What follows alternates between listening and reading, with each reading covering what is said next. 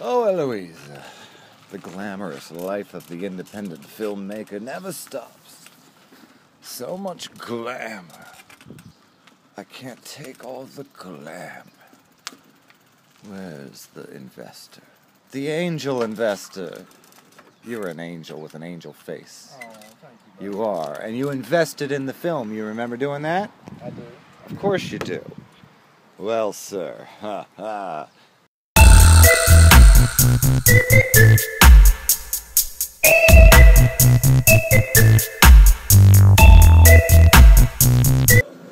Oh, I know about bad ideas. My name is Joel Elliott, and I've been pursuing this whole project, okay, this courtship project. It's been something. It's been a lot of work. It was like a month and a half ago, I got out of one of those little library places. I got one, it's the Screenwriter's Handbook. The Screenwriter's Handbook. And I haven't read it yet. I've been so busy making a fucking independent film. And no, we've got a film that's out, and it's gotten some attention. And for the fact that it started on the morning of the Brussels attack, that this Italian woman that had been talking to me every day on Twitter all of a sudden reached out for comfort, and it just suddenly got realer.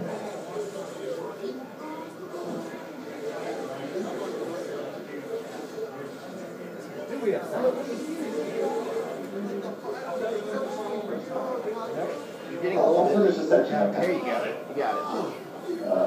Mr. White, tell me just to think of that. That's it. You love it. Yeah, forget the seats. How are you? I mean, I know this morning was a rough morning at the town. Your investment paid off. It was a success! Awesome. Take your investment back. Take your Wait, returns on the are investment. you? No, dude. It's. I can't in all good consciousness. I know I'm a bum. We established that in the imaging for the whole thing. I'm a bum-trepreneur, Will Weininger, at WTF Weininger. You might want to spell at that. WTFWININGER. You know that this is about mental illness, and you just asked me to spell something. You're killing me, boy. You invested $5 I in know the you haven't been in the South very long, but and I promised you a return on that because I know you don't have the money. I know you don't have the money. You're a stand-up comedian. My God. When I was on the radio, which is professional entertainment, I worked at McDonald's for the same pay rate, Will. I made $9 an hour making burgers, and I made $9 an hour being famous. The kids on the grill that I worked with, they knew who I was on the radio, but I had to be like, guys, I need those patties, guys. Yeah, I'm Scary Jerry, but I need those patties. We're holding up. That's what entertainment is, and that's why I'm trying to give you your damn investment. If that's something you feel passionate about, then do it off camera. But show these people that you care about local art. Okay, I care about local art, guys. Look at Will. Caring about local art. Very embarrassing. I'm all blushy and shit. I know. I'm so sorry. I know it's hard. Dude, my first television appearance, I was 4 years old. You have any idea how hard it was to not piss myself? To lie to America about being a crew member for Captain Chesapeake? I liked him, but I wasn't going to pull... I was like, fuck you, man. I'm not a crew member. I'm not a part of your crew. I don't live in your neighborhood, Captain Chesapeake. Don't you know how Baltimore works? As a 4-year-old child, that was my line of thinking because I lived in a pretty rough area. Like, you don't join somebody's gang just because they ask. He was from, like, across town. He lived on a fucking boat with the fucking monster that lived in the bay. It's like, dude, man, I don't live in your hood. I can't be a part of your crew. Don't you know how Baltimore works, Captain Chesapeake? Sorry, I'm ranting now about my first television appearance. You're good. The point is, yes, I know being on television is rough, but this isn't television, it's YouTube. Nobody gives a crap about what we're doing right now. That's fair. That is very fair and very true. It's good to be self-aware. Will, I have to take the donations to the thrift store, and all you're doing with your anxiety is holding up my day. Okay, I will take it. I didn't mean to be mean to you, honestly. You're it's Hashtag okay. that BPD, though. It's okay. Oh, God, I love you so much. I've pushed you away. I've honestly done things to actively push this man out of my life, and he's resisted. That's one of those things that borderline... Because you're not very good at it when it comes to me. You don't know how to push I my know. buttons Well, it's like because that. you're so... Because you have such an angel face. You're such an angel face boy. I'm a... It still sounds kind of racist when you say boy. Like, I understand, like, you're not from the South. You don't know that has racial Oh, connotations no, I behind do. it, but- Oh, I do. Okay. Oh, okay. I do. Oh, Just- Jesus Christ. If you were black and I said boy, I would be such a shit person. I'd be such a shit person, Will. If you... Think about this. Let's say you're a young black man Right. sitting next to me who's in his mid-20s and single. Ladies. Winky face. Ladies. Jeff Goldblum gesture. Like it's a secret. It's a sale. You're not really Goldbluming that well. You gotta get into it. You know, talk about Snickers and whatever random stuff. You gotta Goldblum it. Well, Jesus, have you listened to you listen to me talk That's sometimes? fair, that's I do fair. channel him a little Yeah, because I love you his... Goldblum a lot. Oh, I Goldblum a lot. I do. It's weird he's on, like, Law and Order now. Because just seeing him, I'm expecting him to start talking about T-Rexes. Oh, God. He's just so... What I like about Goldblum and his interviews is that he sounds like he's having a neurotic experience, no matter what they're talking about. They could be talking about carpentry, and he'd be like, oh, yes, when they cut the plank. Oh. It is really fun. I enjoy it. You know, like, he always sounds like he is sexually turned on by whatever topic it is. Yeah. Jeff Goldblum's creepy as... Goldbluming. I'm not Goldbluming. I mean, I don't know. What are you talking about? I'm so excited about it, and I put pauses. Yeah, no, I love Jeff Goldblum so much, and I love that man right there because he invested in the film.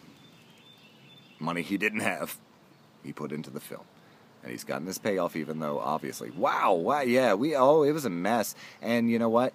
My friend, he was in the series, Dustin Warden. Mm-hmm. He had messaged me like, "How did the thing go?" And I was like, "Oh, it was good. It existed. It did happen. We had an event. It was an unholy clusterfuck. Right. And like we made it happen. And his response to it being a cluster was, "Ha, good." And my response to that was, well, yeah, exactly. Because if it went well, we wouldn't have learned anything. So thank you, Angel Face Boy. Oh, well, thank you, Joel. Eloisa, my girlfriend, who lives inconveniently north of Milan. So there you go. That was the first episode of the thing that is really bizarre for me to look at, and I want to actually talk to you about the creative cycle that people get in. When I did this professionally, when I was in radio professionally, I was taught to air check things. I was taught to record every set that I did, and I don't know. I mean, I think other creative professionals have this effect. It's not just because I have an identity disorder, where I feel like I look at that guy in that first episode of the program, I'm like, I don't know who that guy is. It's like I am way different from that guy now, and I don't recognize him. But when I was in radio and I recorded everything, I would listen to something from 2 months ago, and I would just be like, wow, man, I was crap then. And then whatever you're doing in the current moment, that's the good stuff. And that is a cycle that is never going to end when you're in entertainment or professional creative work. Is that everything that you did 2 or 3 months ago is just shit. It's shit and you hate it. And everything you're working on right now is the most exciting thing in the world. And everything that you're about to do is that thing that's going to be the thing. And that is what it means to be a professional in the creative arts industry. This is episode 2, much more exciting than episode 1. Episode 1 was very but that's what got people sparked on it. They were like, oh, I like the fact that you can't see her responses. You can, though. If you look in what John Green calls, I hate it, but he calls it the doobly-doo. If you go in the description of that on YouTube, all this is on YouTube. It's freely available because, you know, I'm not expecting to sell my art just yet. I'm just pushing it out there. But it's there, and in the description you can click on Catch. You can actually watch that same conversation, only with her comments in there. So you can see what she's saying to me, and it's a little bit easier to follow and less arty. But this one's, you know, a little more heavier pace and will be a little, slightly more engaging. Eloisa, I had so much fun this morning.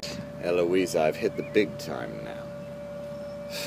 Now that we had a public screening of the thing, all of a sudden I'm getting the celebrity treatment. I'm about to take the donations to Village Marketplace right now. You know my bike doesn't have a motor. My bike's right here. Look at this. I have a limousine. I mean, this is what they refer to as a limousine in Alabama.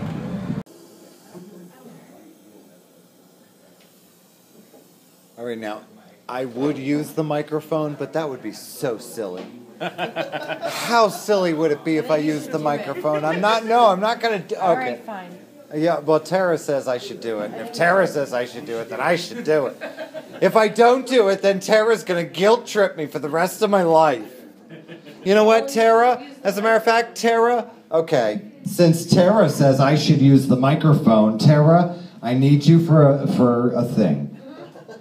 Because if this was an actual event... Okay, you know what? I want to make a point. If I'm going to have a PA system, I'm going to make a point. I've been doing this for half my life. Just making an ass out of myself with a PA system. I was pushing this event, an independent film event, yes.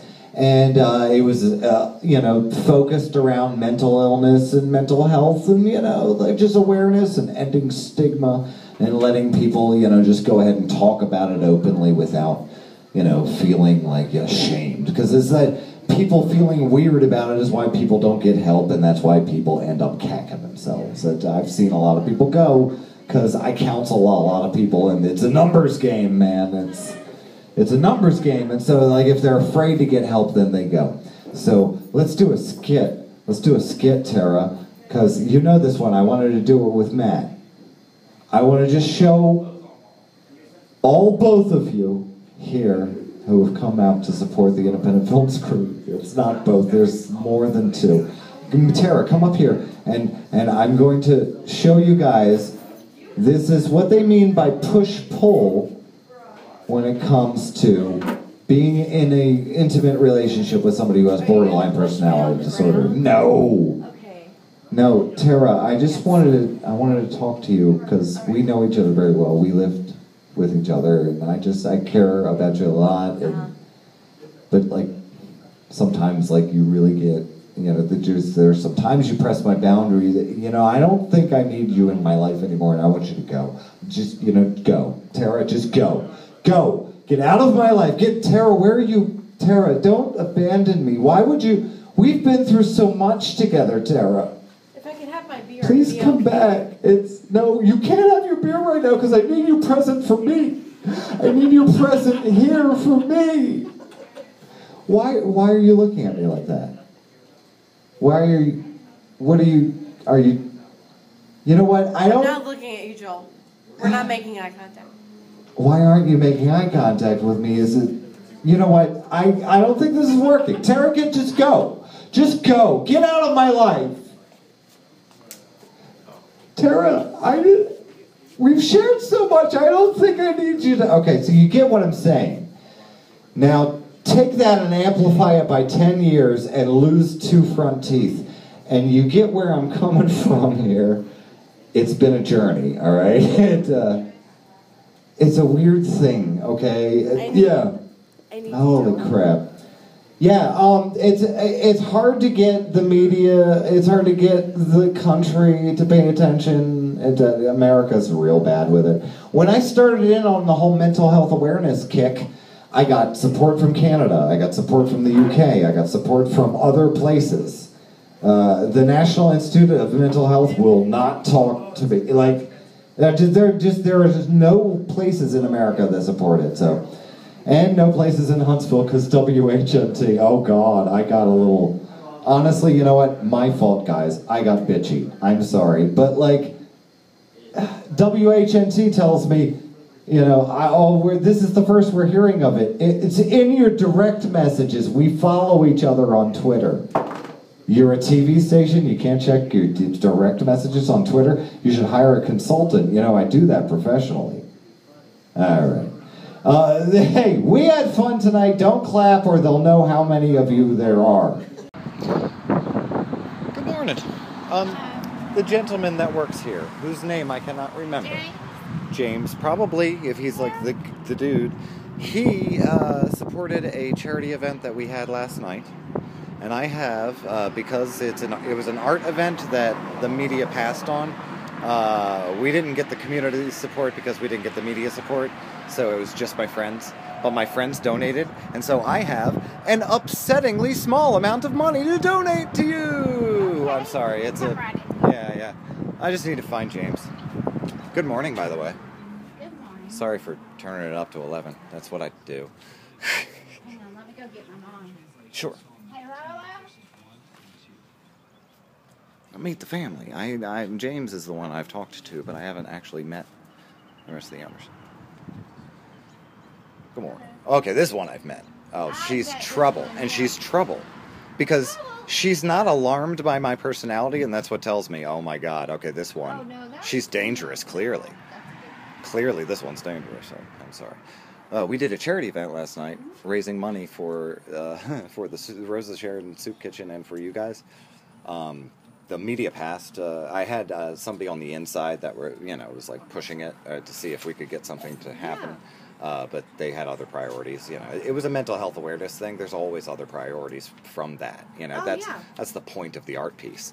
But so yeah, we didn't have the community support, and like all art pieces, it was just my friends. So I have brought you today an upsettingly small amount of donation money.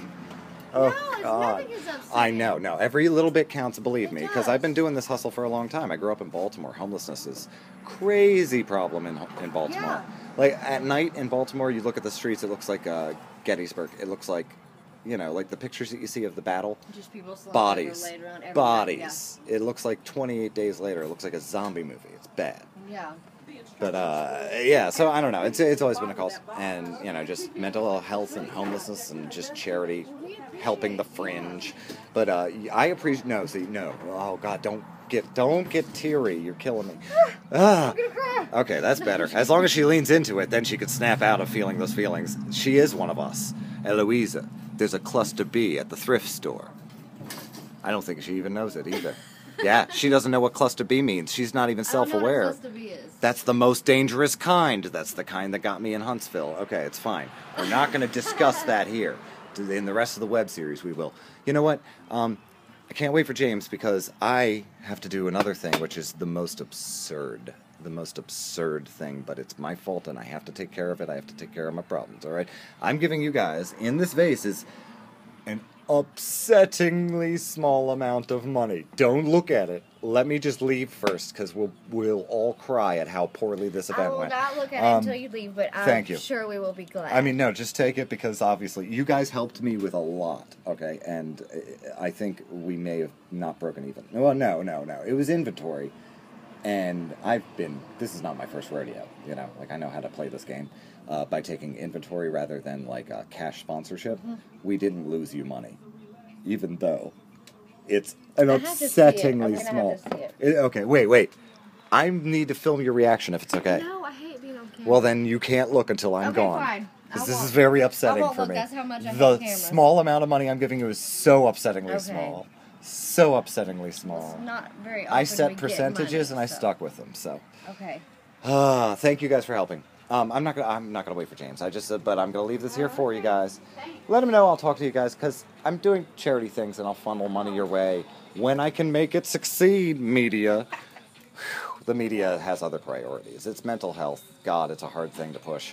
Yeah. Very difficult thing to push. Well, James is off. James won't be here today. He's off today. Oh, well, that explains it. So, tell him, what tell him the horrible experience I just put you through Well, he'll being an definitely be here entertainer tomorrow. I'm in off your tomorrow. presence like this. I'm sorry. Tomorrow I won't be here, so I don't he care. will definitely be Catch here. up with him. Well, I'll Okay. send you guys a message. I connected through Facebook. Okay. I have a social media consulting business. I'm up to 2 clients now. Those 2 clients are pro bono because Hey, I'm it's a just small town. All it building takes is the right. Exactly, and I'm building it. Mm-hmm. You know, one of them is an actual artist. You know, not from this town, so an actual artist. The other one is a landscaper because that's a good market. Yeah. And I was talking to him this morning. He actually ended up in a film that I published. You know, Yeah. This is how this is all working. But I have 2 clients now, and I'd be willing to make Village the third, like pro bono, where it's like you guys don't have to pay, but I provide my services to build my portfolio, so the other people in town actually value my skill. That would be. Because I've got 15 years of marketing experience across platforms, including physical on-premise signage. You know, like I've worked in. And you're in Huntsville. Why? Oh, huh. That's another story. Check my YouTube. Huh. What is? I don't. I mean, what is and your all name? of my Who stand-up are comedy. you? I'm sorry. Yeah. I'm Joel Elliott. You can follow my awkward handle on Twitter. Yeah. By following. I'm only saying that because I'm recording. My name is Joel I forgot Elliott. you're recording. And that's the idea. That's why people are responding to the piece, because it's near realist. Mm-hmm. You know, like I'm forgetting I'm recording while I'm recording. That's good though. That's what people want to see. They want to see natural- honesty and genuine. That's why I pitched a fit at WHNT for not responding to my direct messages. Don't give me the excuse that you look at a lot of news. You're a news station, and it's your DMs to your Twitter feed. How does a tech town not know how to use Twitter? That is starting to get so embarrassing. Not for me, for you, Huntsville. I want to help, and nobody's letting me help them. But Village, they're probably pretty open to it, because I've been offering it to people for free, and they're turning it down. Oh my God, you guys scare me. But we'll find a way to work together.